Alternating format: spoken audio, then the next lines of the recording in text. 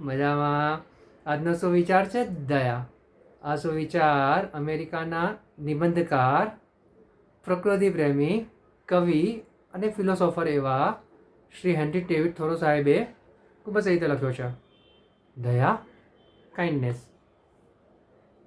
સૌથી કોમળ છોડ પણ મજબૂત પથ્થરોમાંથી પોતાનો રસ્તો કાઢી શકે છે. આવું જ કંઈક દયા સાથે પણ છે. ખરેખર જે વ્યક્તિ દયાવાન, દયાળુ અને નિષ્ઠાવાન છે તેને કશું જ રોકી શકતું નથી.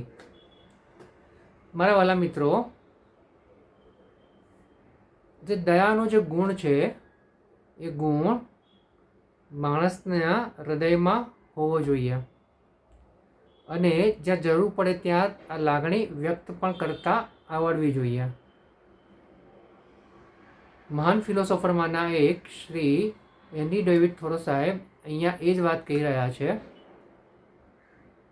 કે દરેક મજબૂત માણસમાં પણ દયા છુપાયેલી હોય છે. આ દયા એક એવો ગુણ છે જે માણસને કંઈ પણ કરતાં પહેલાં 10 વાર વિચારવાનો મોકો આપે છે. તો તમારી સાથે કોઈ વ્યક્તિએ કંઈક ખરાબ કર્યું છે અને તમે તરત જ તેનું રિએક્શન આપો છો તો તેનું પરિણામ પણ એટલું જ ભયાનક આવે છે. પરંતુ જો કોઈ વ્યક્તિથી તમે દુઃખી છો પરંતુ તમે તેના પ્રત્યે થોડીક સહાનુભૂતિ દર્શાવો છો, થોડીક દયા રાખો છો અને એમ વિચારો છો કે તે માણસે આવું કેમ કર્યું છે, જો એ તમે વિચારી શકો, થોડા ટાઈમ માટે પોઝ લઈ શકો, વિચારીને પછી તમે જે એક્શન આપો, જે રિએક્શન આપો, તેનાથી ઘણા બધા સંબંધો બગડતા અટકી જાય છે, સંબંધો સુધરી જાય છે અને આપણને પણ અપરાધ ભાવ અનુભવાતો નથી. ઘણીવાર એવું થતું હોય છે કે આપણે એક્શનના રિએક્શનમાં કંઈ પણ બોલી નાખીએ છીએ, કંઈ પણ કરી નાખીએ છીએ અને પછી તે આપણે રિવર્સ લઈ શકતા નથી અને પછી આ જે બોલેલું છે તે બંને વચ્ચે ખૂબ જ ઊંડી ખાઈ પાડી દે છે.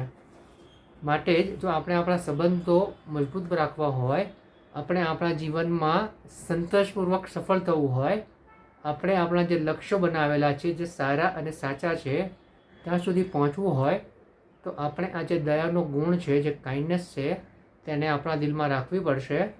આપણે જ્યાં પણ કંઈ પણ કામ કરીએ છીએ, સામેવાળો ક્યાંય પણ કંઈ પણ કામ કરે છે અને આપણી સાથે રિલેટ થાય છે તો આપણે ત્યારે દયાનો જે ગુણ છે તેનો ઉપયોગ કરીને થોડું વિચારીને પછી જ રિએક્શન આપવાનું છે અને આવી જ રીતે આગળ વધવાનું છે. આ દયાનો સૌથી મોટો અને સૌથી સરસ ગુણ છે જે આપણે આપણા જીવનમાં ઉતારવો જોઈએ. Thank you.